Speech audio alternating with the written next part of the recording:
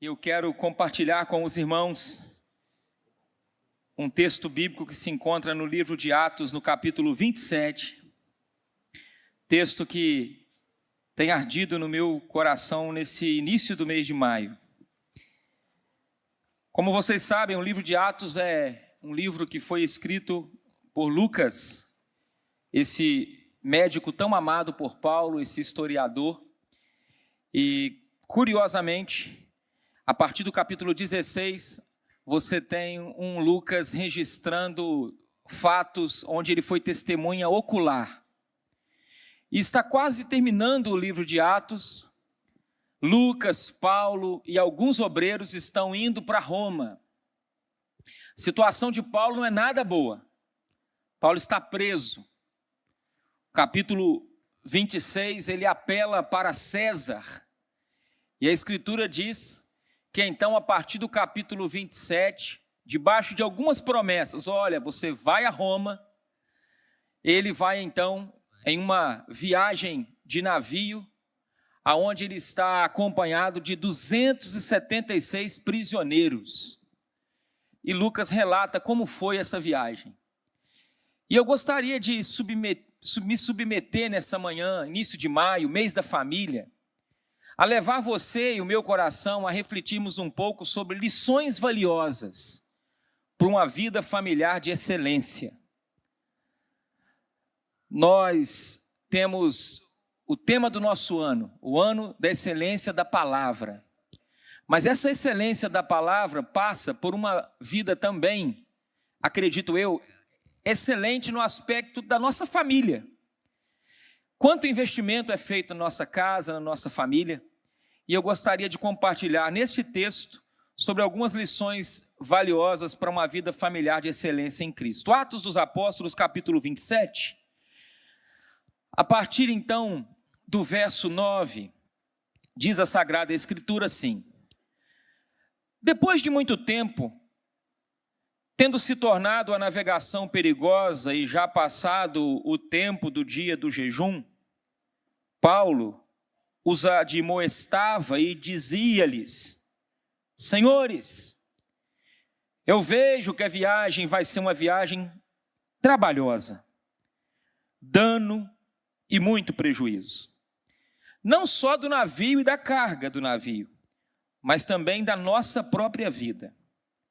Mas o centurião, ele dava mais crédito ao piloto e ao mestre do navio do que aquilo que Paulo dizia. Não sendo então o porto próprio para invernar, a maioria deles era de opinião que partissem dali para ver se podiam chegar a Fenícia e aí passar o inverno, visto ser um porto de Creta, o qual olhava para o nordeste e para o sudeste.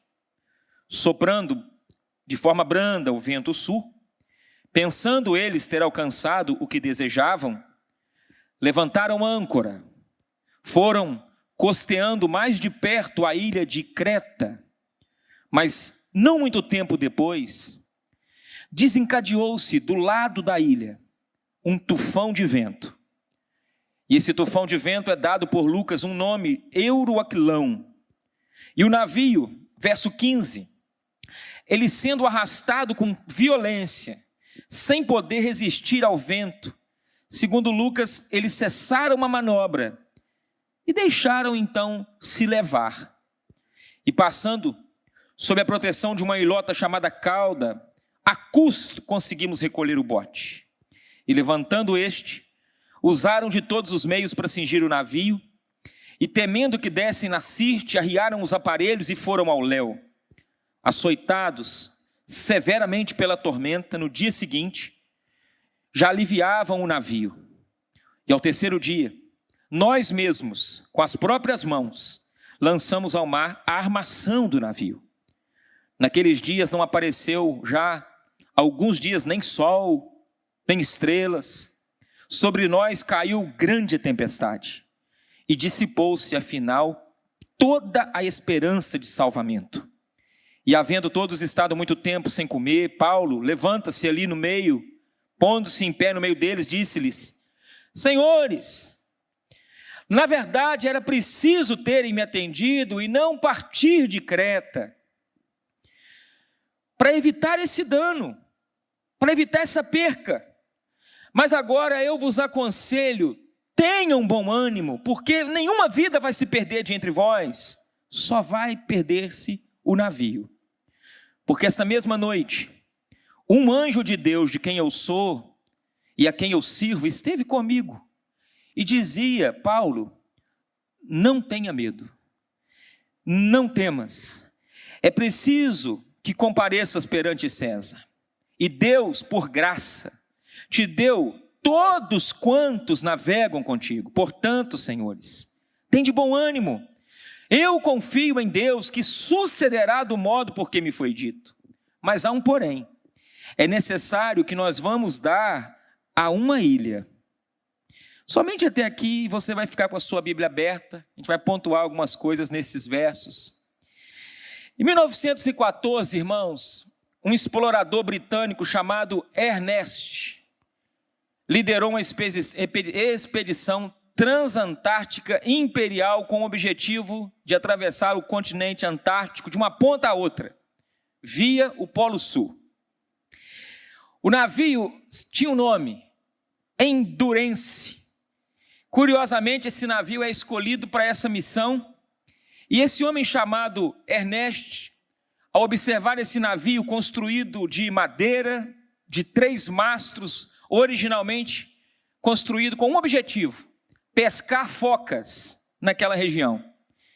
E aquele navio foi especialmente fortalecido e equipado para suportar condições extremas de gelo antártico. Eu disse 1914. Passou-se um ano. Em 1915, esse navio então ficou preso no gelo do mar de Hendel, muito antes de chegar ao destino, ao continente antártico.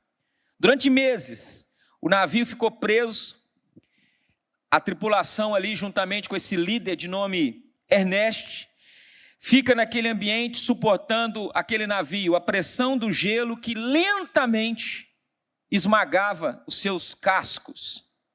E em outubro de 1915, o gelo esmagou o casco daquele navio, forçando a tripulação a abandonar o navio. Ernest ordenou então rapidamente o abandono, e ele tem uma equipe que se refugiou em acampamentos no gelo flutuante, em pequenos botes salva-vidas, para alcançar a ilha de nome Elefante, a centenas de quilômetros de distância. Curiosamente, em março de 2022, a imprensa destacou que os destroços do navio haviam sido localizados no fundo do mar da Antártica.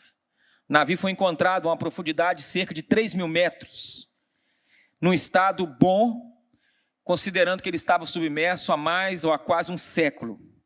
Agora, se você tira 3 lições dessa expedição, a primeira foi a liderança desse homem de nome Ernest, que, felizmente, na sua liderança não houve fatalidades. O navio se perdeu, mas a sua liderança foi algo vital para que não houvesse fatalidades.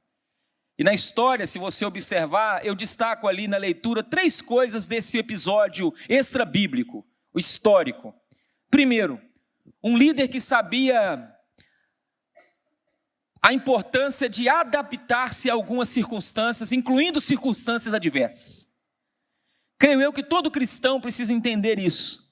Nós temos a mente de Cristo, e como a mente de Cristo nós somos dotados por uma graça de Deus, de termos sabedoria, discernimento, de termos da parte de Deus graça para influenciar esse mundo que nós estamos adentrando, sendo sal e luz. E esse homem, que não sabemos a sua fé, esse homem, ele era alguém que Deus o dotou, talvez sem ele ter até ciência, de um coração que entendia que precisava se adaptar às circunstâncias, onde mesmo diante daquele fato, que não estava programado, diante de um navio que fica preso, e que vai aos poucos ali com o tempo, sendo minado pela água, até que chega a determinado momento, ele é vencido, e ele utilizou os recursos que tinha, limitados, buscando a sobrevivência, através de flexibilidade, diante de situações que não estavam na agenda dele. Primeira coisa, adaptação às circunstâncias adversas. Segunda coisa que eu vejo nesse homem, um homem que sabia trabalhar em equipe. Um homem que foi desprovido do orgulho, tão comum em alguns ambientes. Esse homem, no sucesso da sua jornada épica, nessa tribulação, ele ajudou aquele contexto a trabalhar de forma corporativa, como equipe, confiando uns nos outros, apoiando-se mutuamente, compartilhando responsabilidade. E ele destacava naqueles momentos o valor do trabalho em equipe.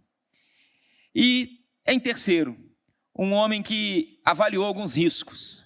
Por exemplo, quando você pensa nesse episódio, embora esse homem tenha sido um líder habilidoso, o fato do navio ter sido preso no gelo tão cedo na jornada levantou algumas questões para a época, entre 1914 e 1915, que colocavam assim: por que não avaliou os riscos antes? Por que não pensou um pouquinho? Por que sair nessa época do ano? Por que não em outra época? E tirou-se então historicamente essa lição. Irmãos, isso dito, o episódio que nós temos biblicamente, que lemos, trata de um naufrágio. Um naufrágio diferente do que eu cito historicamente. Há um naufrágio, mas trata-se também de uma grande salvação. Relatada por Lucas. Lucas é o autor, como eu disse, do livro de Atos. E Lucas, ele traz uma máxima curiosa quando nós lemos o capítulo 27, como alguém que está ali como testemunha ocular. E como os grandes navegadores franceses diziam, os grandes marinheiros devem a sua grande reputação não à calmaria dos mares, mas os melhores marinheiros devem a sua reputação a cada tempestade enfrentada.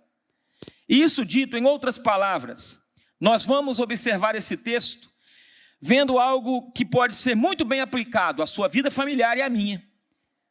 Ao desejo que temos de ser livres de alguns problemas, mas o principal para ler esse texto no sentido da nossa família, entendendo que esse navio, aonde há tripulantes, aonde há presos, aonde há gente de todos os tipos, esse navio pode muito bem representar a sua casa, a sua família, no sentido de que ela tem um destino, ela tem um porto a chegar, mas eu quero lhe dizer que o processo para chegar nem sempre vai ser de calmaria. Vai existir momentos que o vento vai ser mais forte. Vai existir momentos que talvez o mar, a natureza, a voz do Senhor, que é poderosa, que despedaça o cedro do Líbano, a voz do Senhor, que tem o poder sobre os dilúvios existenciais, a voz do Senhor, que sabe perfeitamente como tratar com cada um de nós, essa voz do Senhor vai usar até mesmo a natureza para trazer ensinos valiosos e preciosos para nós. Então, isso dito, você tem um homem que tem um sonho aqui no texto, sonho de Paulo. Qual é?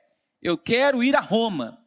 Isso Paulo relata na carta aos Romanos, Paulo relata no próprio livro de Atos, e ele tinha um desejo de ir a Roma e depois a Espanha. Agora, uma coisa é você ter o desejo de ir, outra coisa é, no meio do desejo de ir, você não saber como você vai chegar lá, o processo para chegar lá. E no meio desse processo, Paulo, a palavra do Senhor nos mostra que ele tem a vontade, e entre a vontade que ele tem, misturada com a soberania de Deus, ele embarca para esse destino como um preso. Ele apela para César, então ele está junto com os outros presos, indo para Roma, e curiosamente ele vai ali viver um contexto de prisão domiciliar, apelando para o contexto ao qual ele estava apelando, mediante a sua cidadania, e Deus está usando isso tudo com um propósito. Ou seja, nem sempre nós vamos estar na contramão da vontade de Deus por enfrentar tempestades. Diferente de Jonas. Jonas é um homem que no seu livro, no capítulo 1, enfrenta uma tempestade.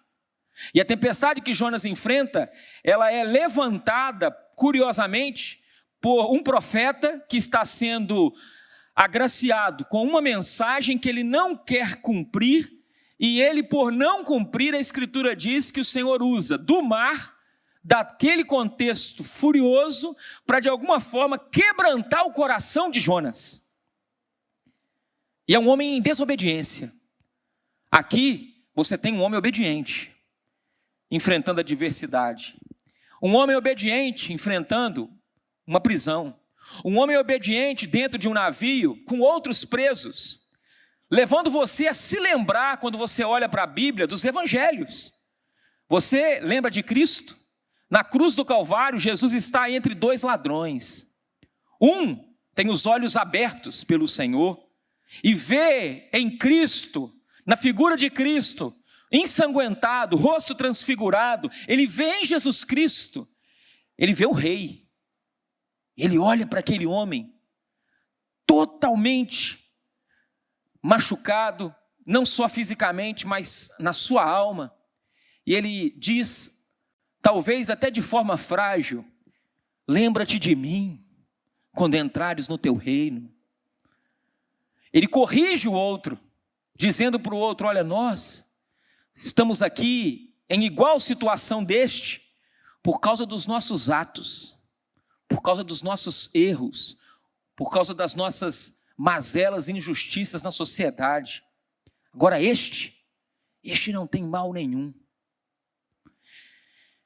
E aí você vê Cristo entre prisioneiros. Paulo no navio, entre prisioneiros.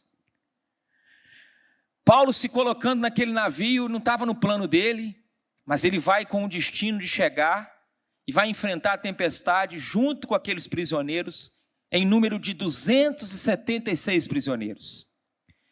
E eu aprendo, observando esse texto, conduzindo você e a mim, a questão da família. Eu creio que todos nós que estamos aqui presentes, que estão em casa, sabemos que a família é alvo constante de algumas situações. Por exemplo, ventos favoráveis.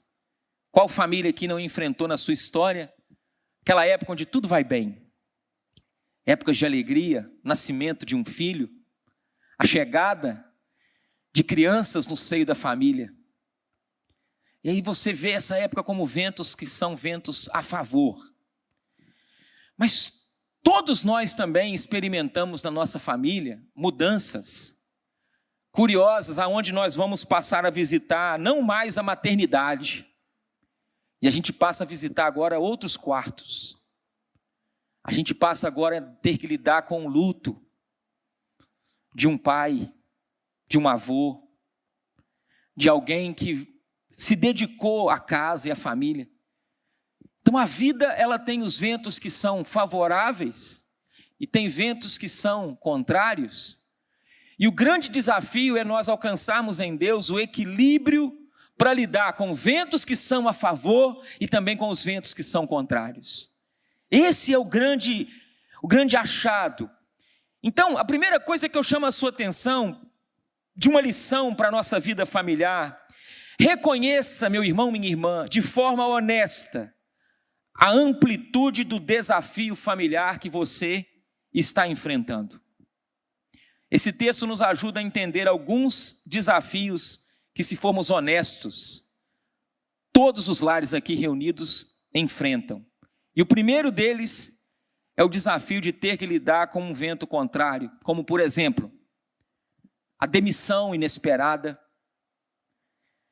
a enfermidade que de repente é recebida como uma enfermidade incurável aos olhos humanos, aquela situação de repente na vida de alguém no lar, de uma sexualidade distorcida, e de repente isso afeta uma casa.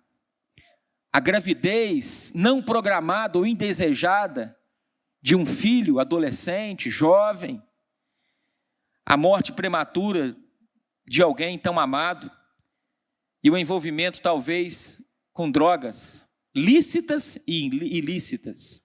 São ventos contrários que estão solapando as casas, irmãos. Essa é a primeira realidade que eu e você temos que reconhecer. Nesse mesmo ponto eu vejo o que diz o verso 20 do capítulo 27. Eu pedi aos irmãos que ficassem com suas Bíblias abertas. Diz assim: E não aparecendo havia já alguns dias, nem sol, nem estrelas, caindo sobre nós grande tempestade. Veja então que, segundo Lucas, já havia alguns dias que não aparecia o sol, estrelas. E o que isso representa na amplitude do desafio familiar? Se primeiro tem os ventos contrários, e quando nós lemos esse registro de Lucas, observar que não aparecia sol e estrelas, para aquela época, para os marinheiros daquela época, era o seguinte: nós não temos direção. Porque os marinheiros, os capitães de navio precisavam, naquele contexto, de utilizar do sol, das estrelas. E, curiosamente, essa ausência de direção são elementos fundamentais para aquela navegação antiga. E em meio a essa ausência de direção, o que acontece quando falta direção no lar? Quando falta a direção no sentido dos princípios de autoridade que às vezes nós equivocadamente... O que acontece? O texto diz o versículo 20 assim: dissipou-se, afinal, toda a esperança de salvamento. Quando falta direção, eu não tenho dúvidas que a esperança, que alguns dizem que é a última que morre, segundo a Bíblia, a esperança, ela, naquele contexto, ela foi dissipada. E começou aquele burburinho no navio. Para nós não tem mais jeito. Vai acontecer alguma coisa conosco, porque nós estamos agora num mar, e infelizmente, em meio ao mar que nós estamos, nós não temos agora direção. E nem os céus estão a favor da gente. Não tem o brilho do sol que pode nos ajudar, não tem as estrelas que podem nos guiar. Nós estamos vivendo essa crise, curiosamente, que é a que muitos têm dito acerca da sua família. Eu não tenho esperança mais. Eu já orei demais. Eu já aguardei demais. E eu quero lhe dizer nessa manhã, meu irmão, minha irmã, que o Senhor escolheu esse início de maio para falar com alguns de nós também nesse ponto. Se você tem vivido uma vida em Cristo, onde tem tido ausência de esperança devido à ausência de direção, você está no melhor lugar, ouvindo a melhor exposição, palavra de Deus, e pela influência do Espírito Santo, você pode voltar para sua casa hoje, com a semente da esperança ardendo no seu coração novamente, diante do desafio que você sabe tem conduzido você e a sua família a ter uma vida familiar, onde está ausente a boa direção de Deus. Há um terceiro ponto nesse texto, que é quando no versículo 11, veja bem, o centurião dava mais crédito ao piloto e ao mestre do navio do que aquilo que Paulo dizia. Paulo tem uma orientação. Qual é a orientação de Paulo? Ei, não vamos sair daqui. É setembro. Segundo a nossa experiência, se nós sairmos daqui, nós corremos riscos. Porque nesse tempo, a instabilidade do clima vão ficar. Nós não podemos arpar daqui, não. Nós temos que ficar ancorados onde nós estamos. Mas a Bíblia diz que o centurião dava mais crédito ao piloto, ao mestre do navio, do que aquilo que Paulo dizia.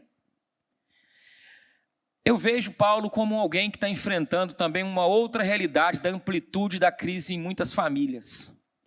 É quando um membro da casa luta solitariamente.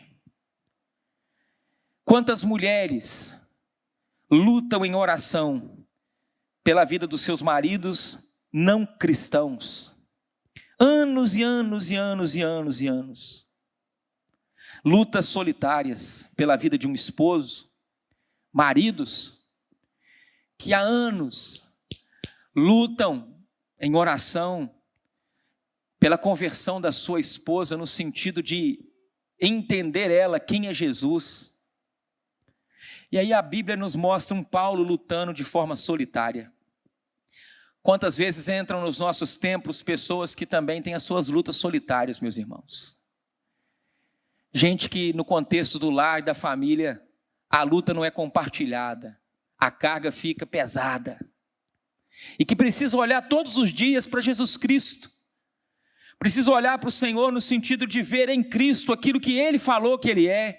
Venham a mim, vocês que estão cansados e que há sobre vocês uma sobrecarga, sobrecarregados. E eu, Cristo, vou dar a vocês alívio. Então, diante das lutas solitárias e das lutas pesadas, eu dou 2 dicas. Tenha bons amigos, amigos cristãos, amigos que é gente de Deus. Amigos que são amigos de Cristo, como aquele homem paralítico, no Marcos capítulo 2. A Bíblia Sagrada diz que no meio da sua luta, ele tinha 1, 2, 3, ele tinha 4 amigos que viu a sua realidade e tentou ser útil à sua realidade. E é maravilhoso aquele texto. A Bíblia diz que aqueles 4 amigos resolveram então abrir um buraco no telhado, gerando prejuízo no dono da casa. Mas a Bíblia Sagrada diz que aqueles 4 amigos resolveram, por causa da compaixão, ser de alguma forma útil a um homem que estava paralisado por causa de algo na sua história, ao qual Cristo, quando ele foi colocado diante dele, diz a Bíblia Sagrada, que Jesus olha para aquele homem e diz: filho, antes de curar o físico, filho, os teus pecados estão perdoados, porque o problema daquele homem não era de origem física, paralítico fisicamente, o problema daquele homem era de ordem espiritual, que gerava no seu físico uma paralisia. E não são poucos aqueles que não estão andando hoje bem, não conseguem caminhar, porque o problema é o coração. E em Jesus você tem esse que se revela naquele texto, que nele ele é o perdão, ele é a reconciliação, ele é o mediador. E aí você vê aquele homem que lutava solitariamente, sendo ajudado por 4 amigos. E quantas vezes, no meio das crises, não são poucos os lares que se veem solitários, e que ao invés de dar ouvidos à sabedoria de Deus, dada a alguém, resolve: eu não escuto ninguém. Já ouviu isso? Gente que bate no peito e diz dentro de casa: olha, eu não escuto ninguém. Que é o que Paulo está observando aqui, não dando ouvido ao que Paulo dizia. Mas é maravilhoso, irmãos, porque eu entro então no segundo ponto aqui. Porque em família é preciso ter cuidado redobrado com as atitudes equivocadas. Você já teve alguma atitude equivocada na sua casa? Decisão equivocada? Todos nós que somos normais, a gente já teve decisões equivocadas, precipitadas. Falou demais, falou de menos, agiu quando não devia agir, ou agiu em demasia em algum momento. Isso é próprio nosso. E quando eu vejo esse texto, vejo o versículo 15, sobre o cuidado redobrado com as atitudes equivocadas, porque diante da crise que pressiona, diante do barco que está próximo de virar, diz o versículo 15, que sendo o navio arrastado com violência, sem poder resistir ao vento, nós cessamos a manobra. E o que eles fizeram? Nos fomos deixando levar. Há um cantor secular, pagodeiro, Zeca Pagodinho, que há alguns anos atrás compôs uma canção que diz, que deixa a vida me levar. E segundo Lucas, o navio é arrastado com violência, o navio não oferece resistência ao vento, e eles entenderam da manobra, então, ser cessada e deixa levar. Então, tenha cuidado com essa primeira atitude equivocada que muitos tomam, que é se deixar levar e parar de lutar e parar de acreditar. Por exemplo, às vezes nós paramos de dar uma segunda chance. Quantas vezes nós tomamos a estrada do comodismo e vamos aceitando, por exemplo, uma vida familiar que não tem sal? Seria, em outras palavras, eu continuo casado por causa do casamento e não pelo amor. Seria continuar casado por causa dos filhos. Seria continuar casado por causa da igreja. Seria continuar casado sem oferecer resistência às forças da maldade que tentam contra os membros da minha família. E Paulo disse a Timóteo e diz a nós: tu, porém, ele escreve para Timóteo em uma das cartas e diz: olha, Timóteo, ao redor está todo mundo desistindo, ao redor está todo mundo fazendo isso, ao redor, Timóteo, está todos entregando os pontos, mas tu, porém, Timóteo, e nessa manhã, irmãos, esse tu, porém, de Paulo a Timóteo, tem que ser uma realidade na nossa vida. Se você entrou essa manhã, nesse início de maio, com alguma área, deixa levar. Não acredito mais. Eu quero lhe dizer que tu, porém, com você não pode ser assim. Porque você é um filho de Deus. O Senhor tem contigo uma aliança. E o Senhor tem com você uma aliança com os seus familiares também. Você crê nisso, igreja? Em nome de Jesus. Então se apegue nessa aliança perfeita de Jesus, que ele mesmo diz é a nova e eterna aliança. Qual o segundo cuidado redobrado que eu tenho que ter? Primeiro, então, é não me deixar levar e parar de lutar. Esse agora a coisa aperta um pouquinho mais para nós. Versículo 30 e 32. Olha o que diz o texto. Atos 27, verso 30 e 32, está dito assim: disse Paulo ao centurião, aos soldados: se este não permanecerem a bordo, vocês não podem salvar-nos. Olha que detalhe interessante. Diz o versículo 24 que Paulo foi agraciado com uma revelação celestial, dizendo a Paulo o seguinte no verso 24: olha, Paulo, não temas, é preciso que você vá a Roma, é preciso que você vai comparecer perante César. Deus, por sua graça, te deu quantas pessoas? Todos. Mas o versículo 30 e 31 diz que os marinheiros estavam procurando fazer o quê? Fugir do navio.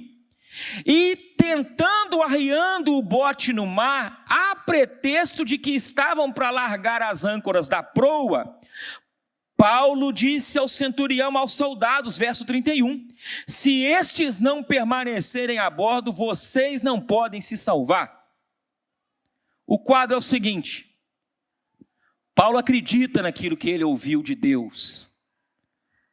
276 pessoas vão chegar lá. No meio do caminho, tem gente querendo desistir. No meio da viagem, tem gente querendo pular do barco. No meio da viagem, tem gente querendo fugir. E Paulo olha aquela situação e diz: Deus me diz que é todos. E aí você entende que essa atitude é a atitude que muitos hoje têm tido com sua família. Paulo sabia do que ele ouviu, ele tinha uma promessa, nenhuma vida vai se perder. E o mais sério é que o texto diz ainda no verso que lemos, olhe bem, verso 31, disse Paulo ao centurião, aos soldados: se estes não permanecerem a bordo, vós não podereis salvar-nos. Os marinheiros então arriaram o bote no mar. Agora no verso de número 32, os soldados então chegaram e cortaram os cabos do bote. E o que aconteceu? E o deixaram afastar-se. Depois que Paulo falou: se eles aqui não ficarem, nós vamos tudo se perder.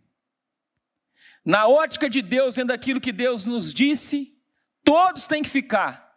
E tem coisa que tem que acontecer. Esses botes que estão aqui como proteção, corta as cordas. Pode soltar isso. Duas lições para nós sobre atitudes equivocadas. A primeira, que eu disse, parar de acreditar, se deixar levar. E a segunda é tentar fugir do barco. Todos nós sabemos, irmãos, que existem botes para muitos saírem do barco.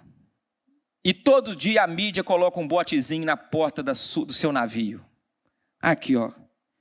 Uma mulher mais nova é um bote. O saradão é um bote. Chega no seu celular um bote. Você fugir. Aí nós vamos vendo, irmãos, que curiosamente aquilo que, se eles entrassem no bote, talvez ia pensar assim: poxa, esse barco vai virar. Se eu entrar nesse bote, eu estou salvo. Só que você sabe muito bem que se eles entrarem no bote, o vento vai continuar. Se eles entrarem naquele bote, o mar vai continuar revolto. Se eles entrarem naquele bote, curiosamente, eles vão aprender aquilo que muitos na pele hoje em dia têm aprendido. Mudam os lugares, mas os problemas não.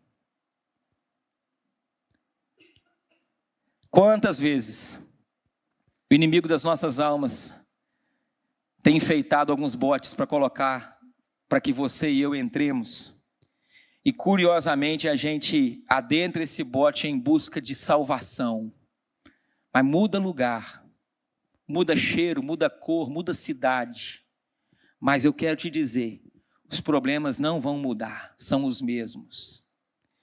E isso dito, como que eu posso vencer então, pastor? Se eu estou enfrentando isso, eu estou à beira de entrar numa situação que é um bote existencial na minha vida. O texto nos ensina.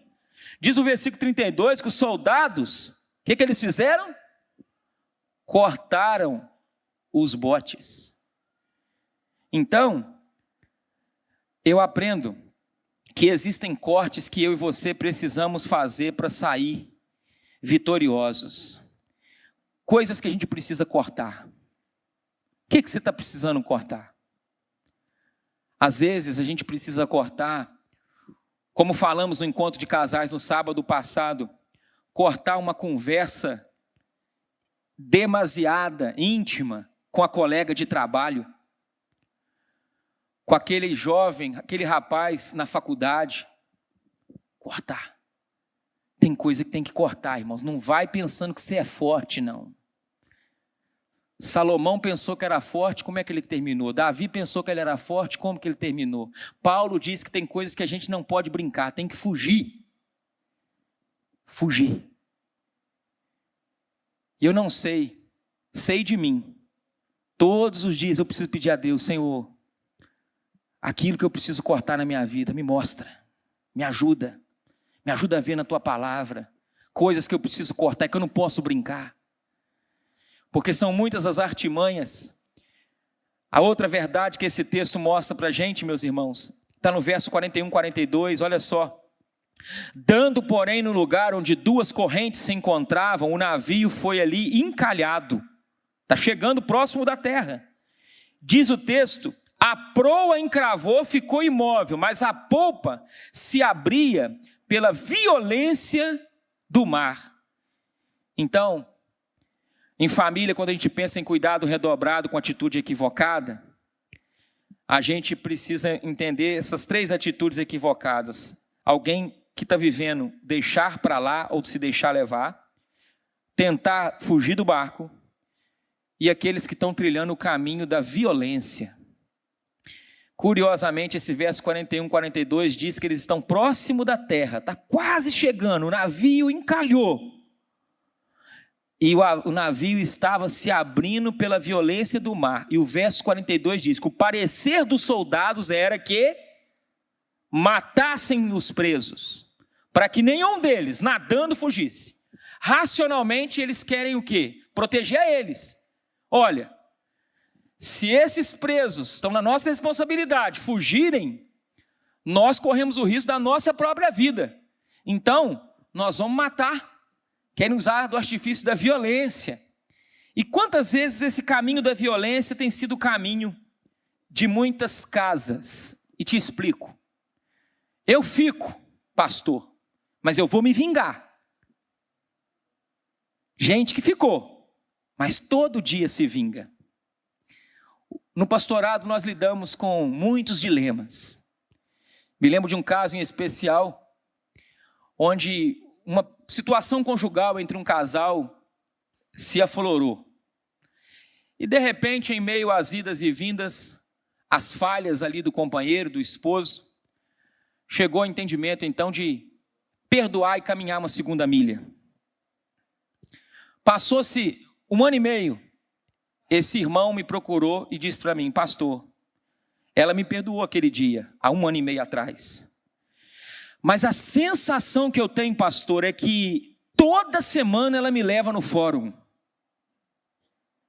Ela me perdoou, mas toda semana, pastor, ela lança no meu rosto aquilo que foi a minha falta, o meu pecado. E eu tenho a sensação de ir no fórum toda semana. Consequências. Fico, mas ele vai pagar. Eu fico, mas daqui para frente vai ter que ser desse jeito.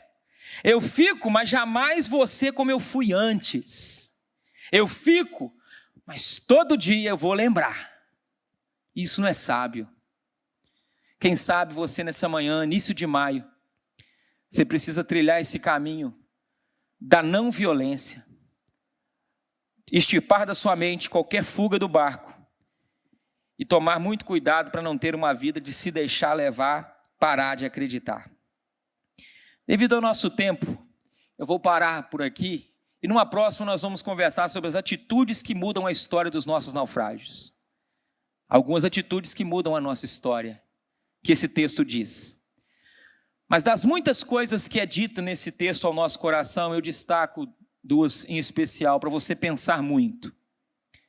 Os botes que estão sendo colocados ao lado do seu navio familiar, como propostas para você fugir, abandonar, e que Deus hoje, por sua graça, te ensina que há coisas na nossa vida que a gente não pode flertar, tem que cortar.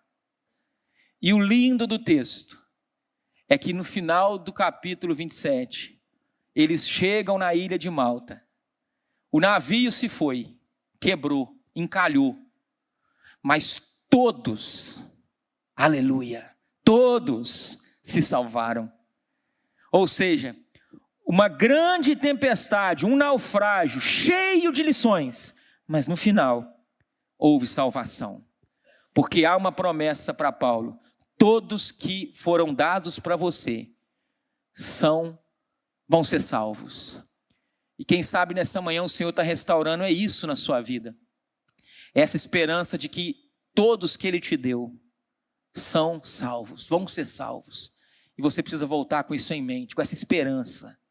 Meus filhos, minha filha, os meus pais, os meus tios, avós, o meu contexto familiar. Eu quero voltar um pouco a orar um pouco mais aquecido por eles, pela vida deles, para que eles tenham um profundo encontro com o Salvador. E que isso seja uma verdade na minha vida e na sua vida, meus irmãos. Curvemos nossa fronte.